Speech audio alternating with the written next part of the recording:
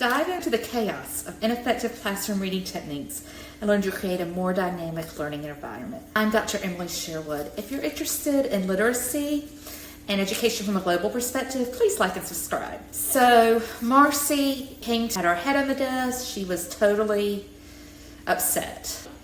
She said, "The teacher made me to read." Now, Marcy was in the 7th grade. She was both an English learner and a special education student, and her reading was extremely low. She had tested at a kindergarten level. And she said, "I'm not supposed to have to read out loud." She claimed that it was in her IEP, her individualized education plan, that she wasn't supposed to read. It wasn't, but evidently in her last school, the teacher had told her teacher not to make her read out loud. And this story just kind of illustrates the problems with what you might call whole group reading. Now, there are different names for this. There's popcorn reading, which is where someone reads for a little while, and then they say popcorn and the person's name. Or they might just say the person's name, and so someone else then reads in the class. There's popsicle reading, which is where the teacher has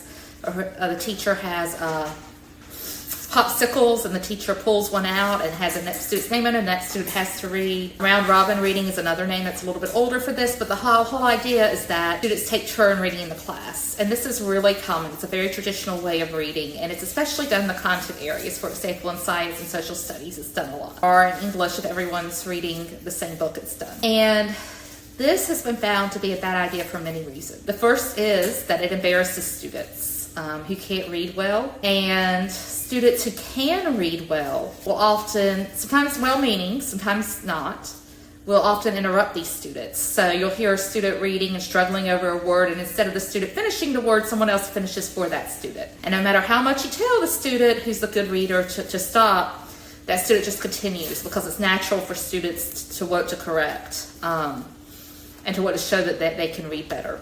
So it is frustrating for students, and it does discourage their reading. Now, there are lots of other reasons. That student who's a good reader is totally bored. That student's daydreaming. The student may have already read the whole text silently, and so that student's just daydreaming the whole time. That student's not getting anything out of this activity. That student's just losing time.